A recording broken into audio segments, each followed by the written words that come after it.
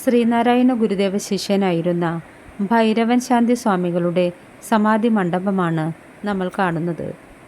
അരുവിപ്പുറം ക്ഷേത്രത്തിനും മഠത്തിനും സമീപം അരുവിയോട് ചേർന്നാണ് ഇത് സ്ഥിതി ചെയ്യുന്നത്.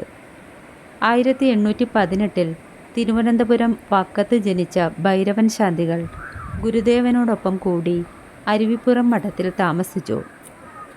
ഗുരുദേവനോട് അതീവ ഭക്തിയും സ്നേഹാദരവുമായിരുന്നു ഭൈരവൻ ശാന്തികൾക്ക്.